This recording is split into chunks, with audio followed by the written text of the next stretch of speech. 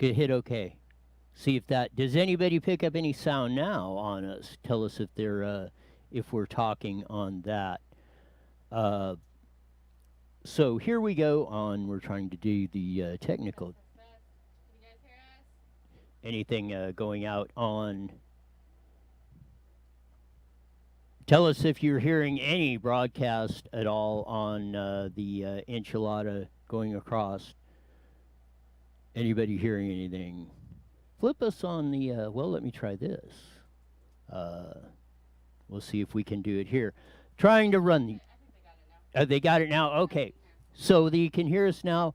Okay, we're going to try this on. We're going to see if we can get Dr. Kelly Victory on the deal of here to talk about that on the Trump COVID thing going on. So we will see what's going on that. Get her opinions, everything going on of what's everything working of that and all the machinations and everything that's going on. I don't think it's that big of a deal myself. I think it's 100%.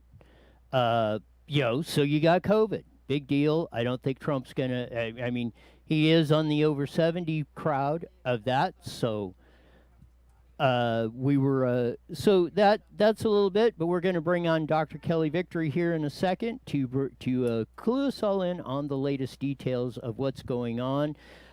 We've had her on many times during this whole COVID crisis, but probably no more important time than right now. Dr. Kelly Victory, welcome to IE Newswire Daily with Stephen Roy. Hey, Stephen Roy, what a way to finish out a week, right? Just when you thought it couldn't get any more bizarre. I guess it was just a matter of time before somebody relatively high profile on the campaign trail was diagnosed with COVID. I didn't anticipate that it was going to be President Trump and the First Lady, but here we are. So it is, in fact, pretty big news, and it's going to be an interesting next few days to see how this plays out. One of the things, and I mean, they had the picture of Trump. I guess he went to, they took him to Walter Reed Hospital on that. We're going to run a little bit of video here in a sec of him going through on that. And you're seeing him with the big thumbs up as he's going through on CNN here on that. He walked to the helicopter in that. What's your take, or why, or is it just a precautionary measure, or just what's your feeling about Trump being admitted to Walter Reed Hospital?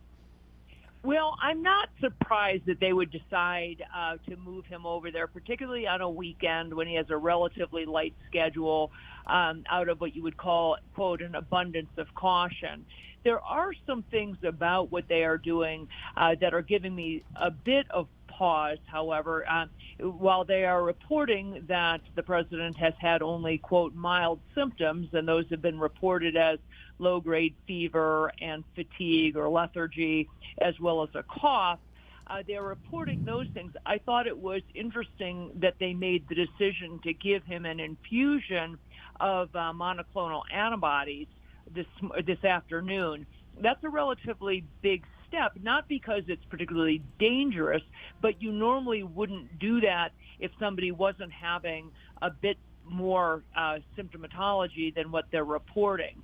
I would have expected them to treat him early with hydroxychloroquine and zinc, because we know the president is a fan of hydroxychloroquine. He's been on it in the past and apparently did not have any bad side effects. So I would have expected them to put him on high doses of zinc as well as hydroxychloroquine. I was a little surprised about the antibody infusion. The fact that they made a decision later in the day today to move him to Walter Reed may not mean anything significant, but they are likely wanting to do things like get chest x-rays, make sure he isn't developing any signs of a pending pneumonia, and keep really close tabs on his respiratory status, particularly how well he's oxygenating his blood, whether he needs to be on supplemental oxygen, those sorts of things. President Trump is in, maybe a couple of the high-risk categories, obviously over 70, I think 74. Probably could stand to lose a few pounds. I don't know. I don't think it's ever been reported he has any other, serious medical conditions that would put him in a high risk category. But if you are in that crowd of over 70 and you do get it, and you can clarify, but it's kind of my understanding that, if you do get it, things can turn really fast. So maybe this is kind of my thought or my question to you. Is that another reason why they may be admitting him to Walter Reed so they can keep close tabs on him? So just in case, in the slight chance something does turn bad, they will know it almost immediately. Yes, I think that's precisely right, and you're correct. He does fall into some of the higher risk categories, although he's, by all estimations, a very robust man who stays extraordinarily active. He seems to be really remarkably energetic for his age, for any age. He's reported to get very, very little sleep on a regular basis. So I think, all that said, he is 74 years old and does fall into the category of at least overweight.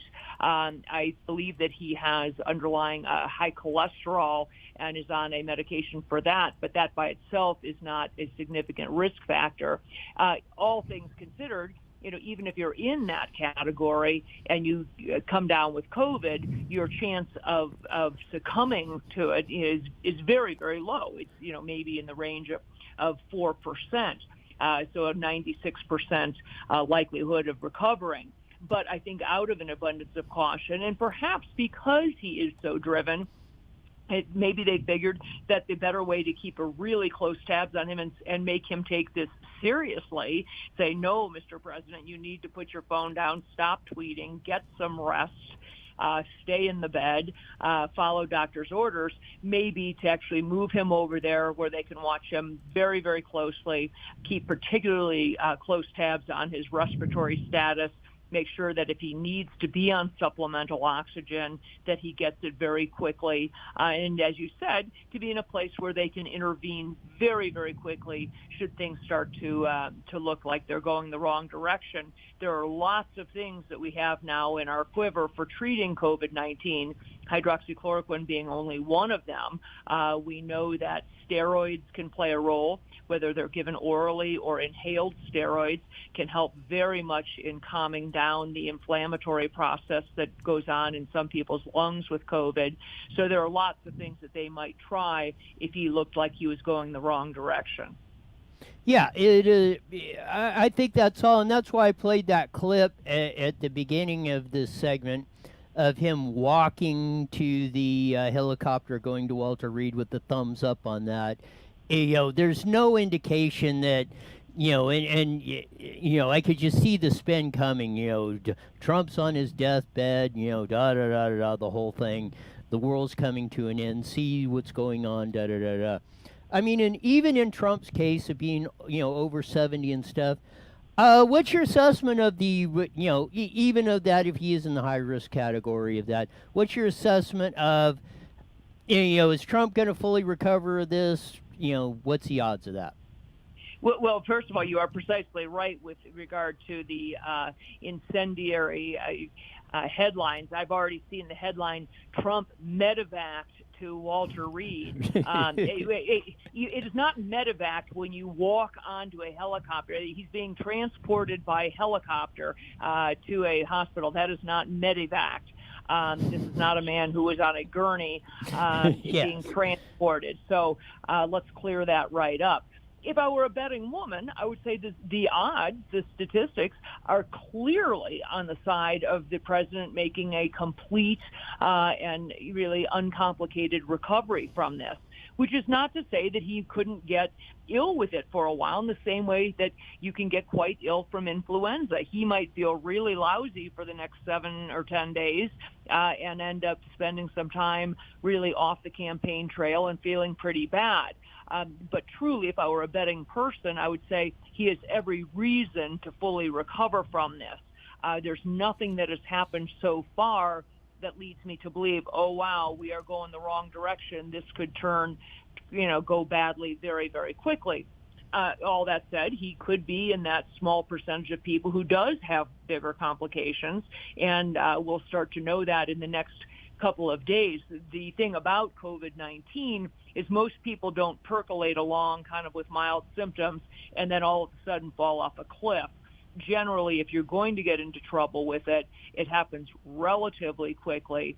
So I think these next couple of days, Saturday and Sunday this weekend, are going to be pretty telling in terms of how he's doing, whether or not he needs additional oxygen, for example, and whether or not they decide to initiate any additional therapeutics, whether that's remdesivir or IV or oral or inhaled steroids or those sorts of things.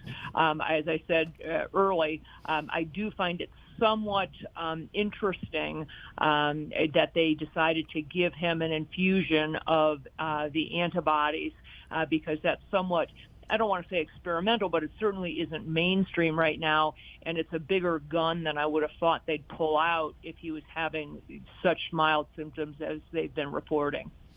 And you made a point of that of they maybe they thought that Trump was a better deal of based on his personality and like that, and I mean this may surprise people, but I'm like a type AAA plus personality too. And You? yeah, and when I No. had I had complications with a spider bite and bacterial infections and wound up in the hospital for 57 hours with a climindocin IV hung in me and stuff. And it was the same thing. I mean, I was fighting that like you know all what because I didn't want to go in there and sit in there. But when your leg is red from your toes up to your knee, and they're talking about sawing it off, that got my attention. But anyway, I understand that they said you walk out of here, you're probably not going to be having a leg or maybe a life going on that. So I understand that probably with the president, especially in the election cycle, and he wants to go out and campaign and do this, that, and that. And they said, no, you need to settle it down, back up a little bit, and we'll see where this goes because you are in the risk, in the higher risk categories. Exactly, and that may well be what it was. It's simply to say, look, we want you to take this seriously. We want the press to take it seriously. We want everyone to take it seriously. So we are going to, smack you in the hospital for a couple days. I do think that we will know a whole lot more in the next 24 to 48 hours as we hear what they are doing and we hear how he's convalescing. But if you look at the numbers, if you look at the statistics, if you look at his underlying health and wellness, he is not a frail man. He's quite robust. You would have every reason to believe that he should get through this and should recover. And obviously, they picked up on it very quickly. He just had the positive test. Now, I have to say, I wonder how many days he's actually been under the weather. I thought that he looked poorly, to be very honest, and I said so to friends that I watched the debate with on Tuesday night. I said, he doesn't look good to me. He had somewhat of a red ring in his eyes. He looked fatigued to me, and he was somewhat off his game. He did not seem as quick as he normally would. And so I wondered on Tuesday if he was actually feeling poorly. So I wonder if he was starting to have some elements of at least fatigue earlier in the week. So yeah, if that's the case, he might be well into the whatever period of that. He might be even at the top of it or even on the back side of it because a lot of times you don't know that you have. Although the president's getting tested all the time, I'm still not even red hot on these tests. Can pick it up right away. What's your opinion? And as you know, I think, a huge part of our problem has been that we've just been testing. So, although he had a positive COVID test on earlier this morning, or yesterday, I guess it was, he had his first positive test yesterday. It is, it's conceivable that actually the president has a totally different virus that he did come down with on Monday or Tuesday when I was noticing that he didn't look well to me, and that this test that was positive for COVID yesterday is somewhat of a red herring, that it doesn't mean anything at all. There are other viruses that unfortunately have the same symptomatology. When you talk about the constellation of fever, cough, runny nose, sore throat, body aches, Well, that describes about, I don't know, a million viruses.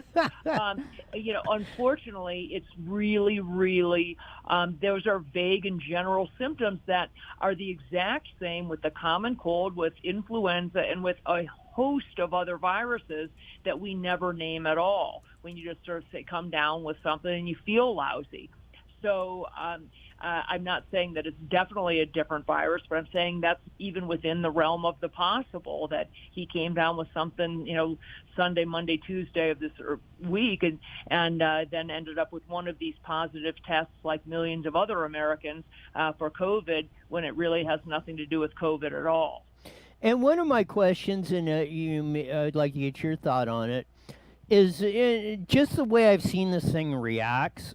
I'm thinking you may even have coronavirus in its initial stages, but these tests are not picking it up until it gets to a point of where it's mutated or been in your body a while. Exactly. Unfortunately, I'm not real thrilled with the tests. The tests more likely go the other way, where they are so amplified. The PCR nasal swab is so amplified that it takes any little fragment, any piece of virus that it happens to find, and it ends up reading it out as a positive, when the piece of virus that's being picked up might not have any ability to replicate or to cause disease at all. I've been trying to come up with a good analogy for people, and it's tough. I said it's sort of like finding the wing or a piece of a moth on the tabletop and then saying, oh my God, we're infested with moths. You're saying, no, you found a piece of one that may have been around, floating around your house for the past 8 months. It doesn't mean you have moths in your house at all. You found a piece of one laying around that is, likely insignificant. Now, it's very different when you talk about a positive test in somebody who also has symptoms. What I'm talking about are these tests of people who are asymptomatic. They get a positive test and they are forced to quarantine or to stay away from others, or led to believe that they're contagious. People who are asymptomatic, who have a positive test, that's really a meaningless bit of information. What's going on right now with the president and first lady is very different. It appears that both of them have some symptoms, and their symptoms are absolutely consistent with what could be COVID-19. It's not like they're presenting with very bizarre symptoms like, for example, stomach symptoms, gastrointestinal symptoms, those sorts of things. The things that they're reporting, headache and fever and cough or sore throat, those sorts of things are absolutely in line with what we would see with COVID-19. And hopefully they will both fit into the very, very common category that they will recover from it absolutely uneventfully. It's been a whirlwind day today, and I'm sure you've been Really very has been. busy, and we appreciate the time you've given our audience today on Definitely. this, probably the most important day of this whole COVID thing. Thanks for being on, Dr. Kelly Victory. Thanks, Dr. Kelly. Thanks for having me. Have a great weekend, and I will be an interesting talk on Monday. You got You it. too.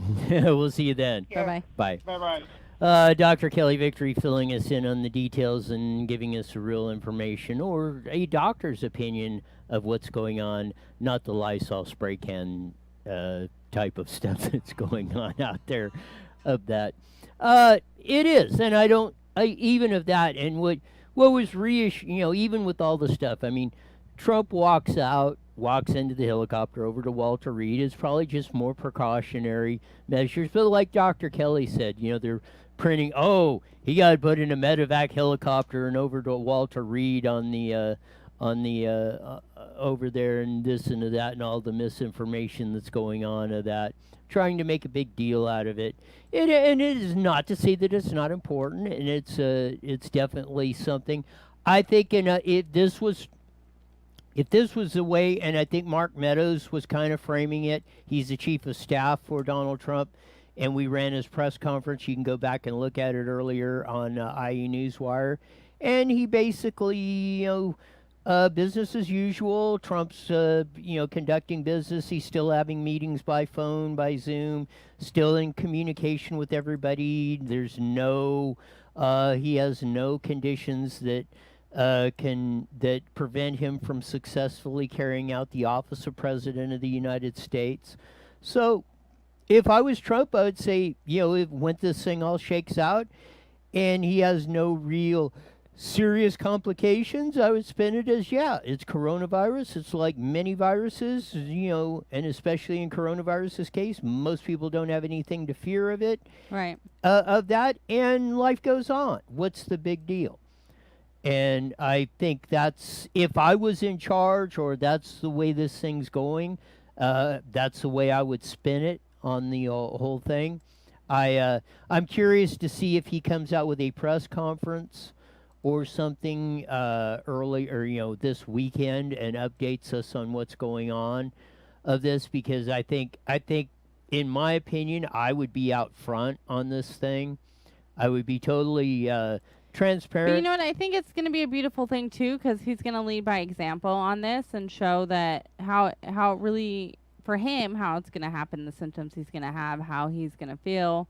And I think hopefully it'll bring comfort to a lot of people and take away a little bit of that fear. I hope so too, and I think that would be a great lesson if that's what's learned in this whole thing, because we're definitely. I mean, and maybe this is ultimately, when we look back in this, maybe this is ultimately the best thing that happened in this whole COVID crisis, that the president came down with it, and is going to show, okay, here you go. There's no real threat. There's no real, in most cases, in most people, there's nothing to be afraid of. If you're in that really, really, really high risk group, you definitely should be paying attention to it and taking a lot of precautions. For the most of us, there's not a lot you're going to do to prevent it. And I think there was a clip. Carlos writes in, let's not forget that Trump said COVID was fake.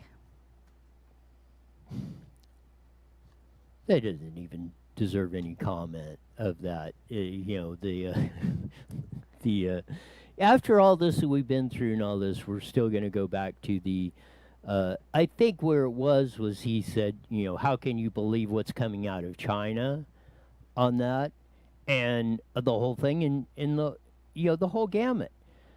I don't think anybody is even Dr. I don't think anyone ever said it was fake. Dr. Kelly said, the virus is real. We just have not dealt with it realistically, and that's what the whole enchilada is about. It's like this, until it is a big deal. Even with Trump getting it, people, like you say, millions of viruses go around. Millions of people get them every day or every flu season when they go around. Some of them are more deadly than others, and not. And this is just the way things go on this whole thing. So it's back to where, what, and if you're getting the whole thing going on. And like I said, hi, Sean. Hi, Stephanie. Nailed it. You can hear us, Sean? I can hear you. Wow. Okay, so we're running on the deal, because we actually had a little bit of a complication on our audio going out when we first started. Right? Turns out I was right. Yeah, we but he won't admit it. But I was right. Of the deal on that. Wait till it does it on the settings of that, and it doesn't go on. 1 minute. 1 minute. It will. It has before. I'm sure it will. But as long as you're hearing us and everybody's hearing us on Facebook and YouTube and all that, we're good to go here, and we'll be joining, as you heard, the Mighty Met 1490 on this very historic day, the day President Trump announced he and Melania had COVID on that. And you hear Dr. Kelly Victory of that clue us in on the details and her opinion of what's going on, and we'll run a little 30 seconds. We'll run a little bit of the that, and on top, when we come back, and a little bit later on in the half hour when we come back to Jason Hunter, we're going to deal with a couple local issues, because the corruption and things going on never stop. Okay, here we go, guys. 10 seconds. T1490am.com and download your free phone app today. IE Newswire Daily is on the air. The following is a paid program. Views and claims expressed are those of the program producer and are not endorsed by this station. Opinions expressed are not necessarily those of radio station KMET, its management, employees, or affiliates.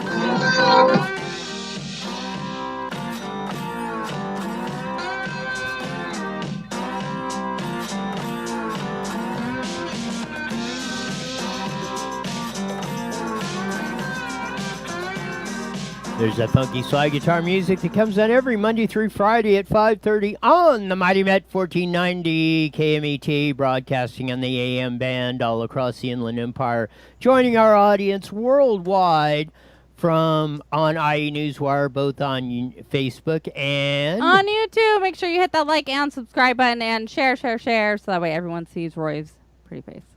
Wow. Of that. I felt like being nice today. Oh, yeah, I don't know what's gotten into you of that. On a Fruity Friday! And we say that because, man, the big news that broke at 1 o'clock Friday morning Easter time when Donald J. Trump tweeted that he and Melania had tested positive for COVID-19 and all the stuff going on about that. We had Dr. Kelly Victory on earlier to give her take on it. And as I would say, there doesn't seem to be nothing to be overly concerned about it. And I think this is the deal. If Trump comes through this, has some mild symptoms, comes out of it, what greater example could we have than, hey, for 99% of us, this thing has, no more effect than most any other virus, common cold, flu, or anything else going around. There was no reason to duck any of this stuff or not do or anything for what's been going on in this whole enchilada on that.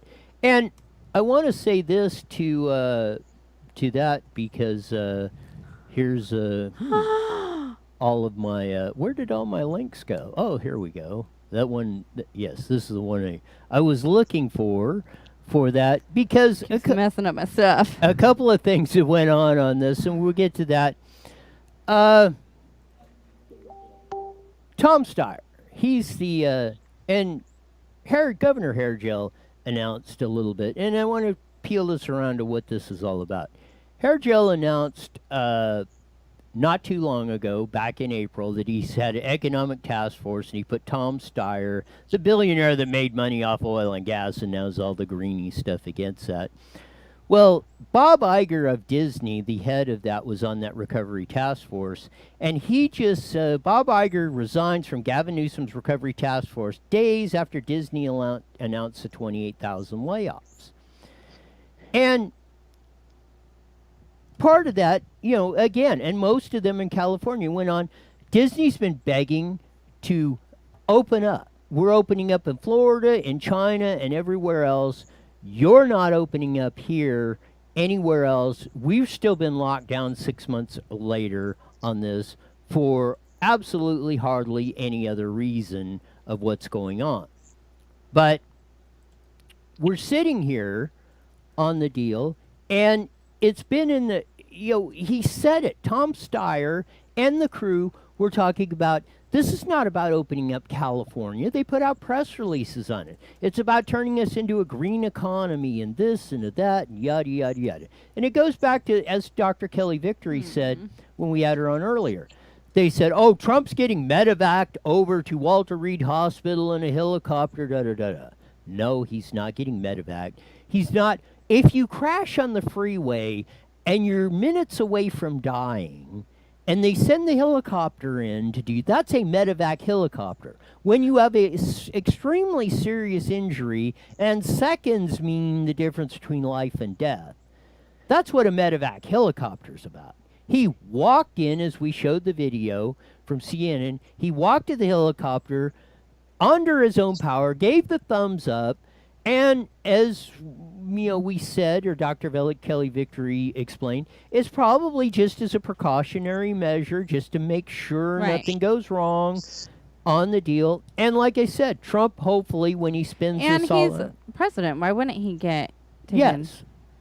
Get that kind of treatment? I don't get why people would expect any less for the president. And I think so. Like, we're into campaign season. You had campaign events going every day, on the run, probably, running 20 out of 24 hours a day on this whole, as we call this silly season. So the doctors probably said, out of a reason of precaution, just so we know, we'll slow down and make sure you don't have any complications from this, because you are over 70. You lose a few pounds, and we don't want to see anything go south. They probably said, we want to just monitor you for a couple of days or so, make sure this doesn't get out of control, or that you don't develop any serious complications of this. And if you do, we're right here to take care of it, and on and on and on. And again, I think it's probably going to work out. If the scenario works out that he just has, mild symptoms of this, then what's the excuse going to be? Of, you get the virus. If you happen to get the tag, you get the virus. Like if you get the cold or the flu or anything else in a normal season, you might feel bad for a couple of days. You might have the cough and everything else, but it goes away and life goes on. And if this is the case, then we should knock off all this nonsense about closing down or lockdowns or anything else. Right. We should be opening up us just like this. I mean, this is guys like Bob Iger, the head of Disney, is quitting the California task force. This has almost not happened in the last decade or so. Businesses have succumbed. Okay, the Democrats and the left wing are in control. We don't want to tee them off, or that we want to go along to get along. There's cracks in the Uber and the Lyft people put Prop 22 in for them trying to, to take away your right to be an independent contractor and run an Uber or Lyft or anything else. Now guys like Bob Iger, some major heavy hitters, are seeing what's going on, and they're saying not no, but hell no. I mean, I'm adding into this, why else would Bob Iger of Disney be quitting when he's been tapping his foot along with Knott's Berry Farm and Universal Studios saying, we need to reopen. We can't stay closed for 6+ months and for into the foreseeable future forever. When are we going to reopen? Right. And I think they're finally seeing the light that this stuff is not, we're not ever going to, as it looks like today, there's no reason of that, along with this whole initiative that's coming out, which looks like, Gavin Newsom signing that he's going to put the quota system in on this thing. And we're going to, if there's one part of the community that's test positive, even the whole rest of your county could be fine. We're not going to let your county open up, even if you meet the criteria, even if you go to from the purple to the red to the orange to the whatever tier. And notice there was never any green tier on there. And that's what the whole thing of this thing is about. And we can't, along with, not only is our presidential or national politics in the tank, and as we just pointed out, our California politics is just a nightmare. Our local politics is probably just as screwed up as bad or worse than that. Couple incidents, one in Moreno Valley and one in Riverside, have taken place on here. Have probably been flying under the radar a little bit. Because of all this other madness going on that. But we want to shed a little bit of light on that. And we haven't had him on in a while, but that's why we're bringing him on today. Our guy down in Riverside who keeps tabs on everything going on in Riverside and has been poking into Moreno Valley a little bit. Jason Hunter, welcome to IE Newswire with Steph and Roy. Hey, Steph. Hey, Roy. Always great to be on with you. I tell you, Roy, you are nothing but, sunshine and lollipops and rainbows and frisbees. You are nothing but a good time listening to you. That really puts you in a good mood before the weekend. Yeah, we got all this other stuff. You don't need to build them up anymore, though. Yeah. Well, no, at least I got one fan, because the one to the left of me keeps tearing me down at every... He keeps touching all my buttons and ruining everything. I'm not going to comment on that. Yes, let's not comment on that. We want to try and keep on the air. No, there's one. We'll talk about the Moreno Valley one in a little bit, but you've had a little bit to do with that or poking into that. But one big one that you filed an ethics complaint of a council member down in Riverside. Tell us a little bit of the background and the outcome of that little foray. Well, let's start from the end, which is that on Wednesday night, we had the first sustained ethics complaints and the first real violations of our ethics code as found by a adjudicating body, an ethics hearing panel in the history of the Riverside Ethics Code's existence, which I believe goes back to 2005. Just repeat that again. Riverside's been a city for over 100 years. Repeat that again. But keep in mind that the ethics code has only been around for about the last 15, but it's still a decade and a half, and we're talking about a city with 340,000 people on it and 7 council members and a mayor. This was the first time a complaint, and there's been plenty of complaints about it in the past. This was and many of them by me. So this was the first time the ethics panel has actually found someone guilty of violating our ethics code here in Riverside, and it happened to be Ward 5 City Councilwoman Gabby Placencia, and what she was found, some people would say guilty, I would say more sustained complaint.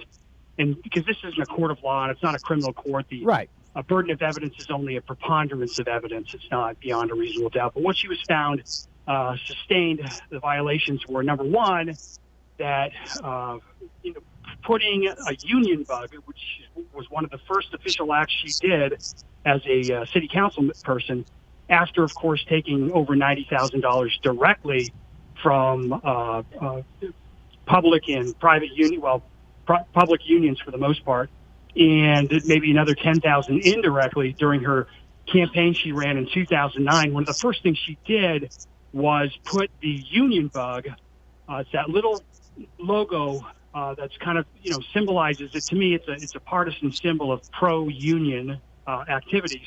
She put that on her official city business card.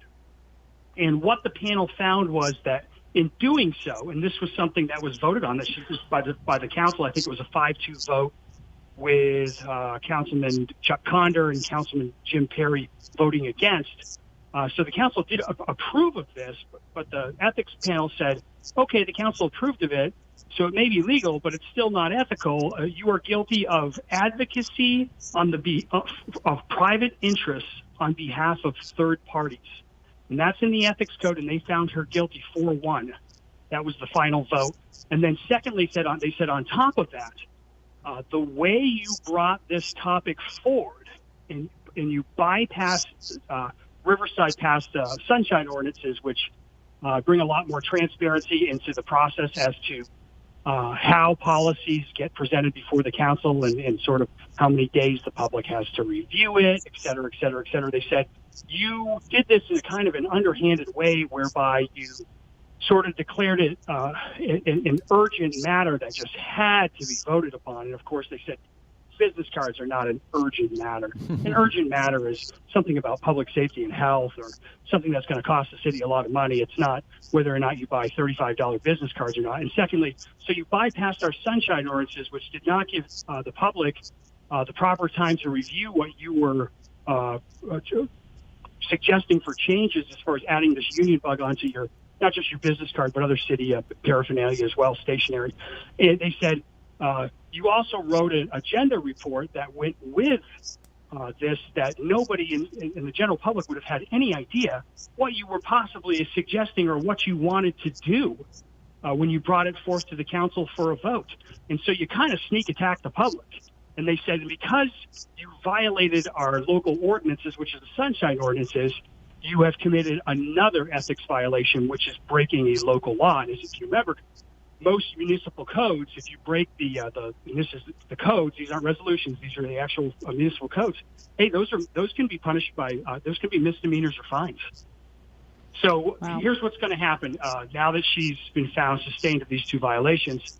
It will be appealed to the city council if she chooses to do so, and they'll give her rights to appeal this decision. And then if they sustain or they affirm the decision of the hearing panel, they'll decide what sanctions and what actions they want to take against her. And I'd say they have to actually do more.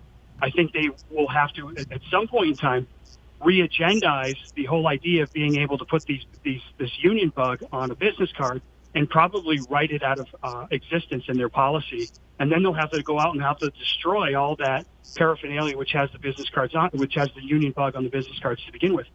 And so, once again, this isn't so much about the union bug, and I try to make that argument at the to the hearing panels, listen, it's not about the union bug. It could be the American Red Cross, the Republican Elephant. It could be Eat It Joe's. I don't want any of them on the business card, because once you put that on your business cards, you're advocating, you're endorsing that business or that nonprofit or whatever that causes. And I have a real problem with that. I think people should have real problem with that. And the ethics panel had a real problem with that, obviously. Yes. So. In my opinion, if she wants to have her private business card and advocate for whatever she wants, that's fine. But when she's representing the city of Riverside as a council member, again, yeah, what if they put, like you said, Eat at Joe's or Home Depot on the card? Does that mean, if you put that, do you mean, don't go eat at Shirley's, or, don't shop at Ace Hardware or something, shop at that? That could open up a whole big can of worms if this proliferated from that point. So I think that's important to stop this, and I hope the city council does review that or clarify the policy on this. Well, I told the ethics panel, I said, so what if I made the request that Gabby put on her business card, Ms. Placentia, I should call her, it'd be more formal, put on her business card. I make the request that now she's got to put on something, Save the Whales. She's got to put on there something,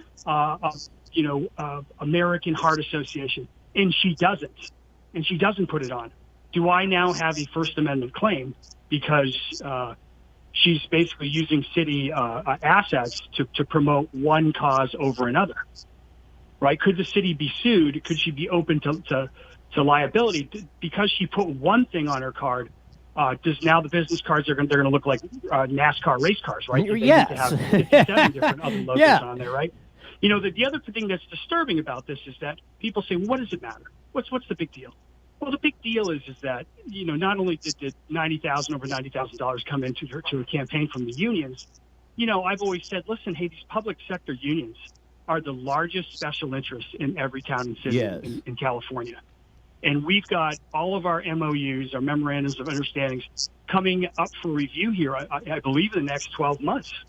And so you want somebody who has a pro-union organized labor logo on their business card, negotiating with those people on behalf of the public?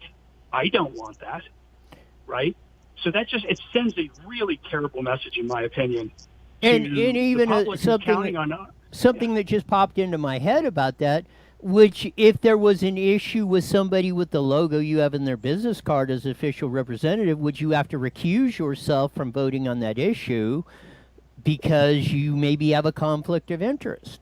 Well, now that she's been found, it's been a sustained violation, I think that the next logical question is that, right? Do we have to go back and look at her previous votes? Do we have to disqualify her on those votes?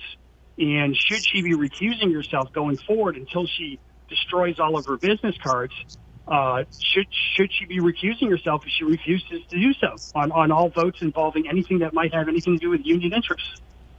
I think those are legitimate questions now that we have a sustained violations.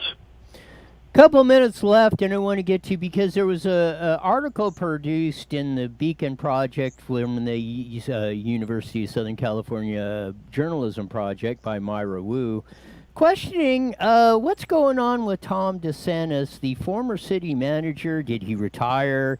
Did he get fired? Did he just walk out? Why is he still on the payroll? What's the $600,000? What do you know?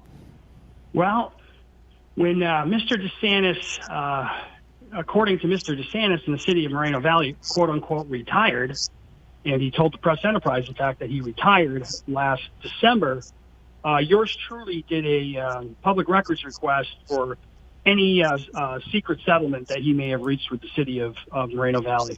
And what do you think I found? Nothing. Yeah. No, of course not. This is the great thing about the story. So I got a settlement agreement that came back to me, and it modified the city manager's, Tom DeSantis' contract sort of after the fact. He already had a contract. And this was a settlement agreement that was modifying, in my opinion, substantially the existing terms of his existing agreement. And so I go to the city council agenda and I think, well, I know this. After the Bell scandal, there was a state law that was passed that said any modifications to, salary and benefits of public employees, particularly executives, has to be voted upon in open session. If people remember the Bell scandal, where all the city council and the city manager were making oodles and oodles of money because they were passing a lot of this stuff in closed session, and the public wasn't finding out about it. So the way it works in California now is you can pass it in closed session, but then you have to go out in open session in front of the public, so the public's aware of it. You have to pass it again. And so I looked at the agenda where Tom said he retired, and I didn't see any new agreement being passed. So I asked for a copy of the settlement agreement. And whose name appears on that agreement? Just 3 signatures. It's Tom DeSantis, the former city attorney Martin Kazanovich, and the mayor of Moreno Valley, Epstein Gutierrez. And so I said, well, maybe they violated the Brown Act.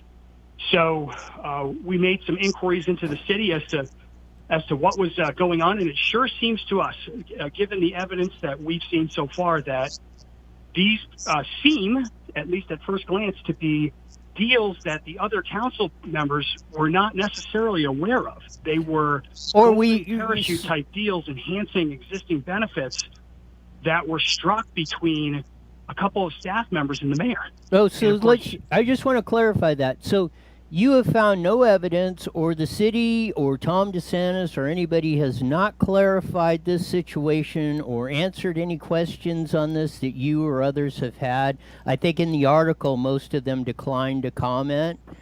Am I correct on that? That's correct, is that nobody seems to want to talk about this issue. They refer it back to the legal department, which is generally, in my experience, not a good sign. When you say talk to my lawyer, that generally means that there's an acknowledgement that there is an issue there. Now, how it all clears itself up and the exact details of which, I guess maybe we'll find in Article Part 2 that was building on from the recent article that came out from the press earlier this week. But my guess is that there's going to be more to this story, and now that it's out there in the public sphere, we're going to get to the bottom of, is the city of Moreno Valley cutting secret golden handshake deals with its executive employees on their way out the door? This is my question. Because it is clear that Tom DeSantis did not retire. That is clear. Yeah, that's the allegation being made of all these allegations going. And if this is the case, and this is what drives a lot of us crazy, and I think even more people I'm so disappointed. Yeah. Why don't they just come, if everything's above board, why don't you just lay the cards up on the table and say, this is it. This is what happened. This is what we did. This is the opinions or whatever, the laws we believe that we followed to the T. Here it is. Open up. Everybody spout, or a lot of people, not everybody, a lot of people spout transparency or this or that.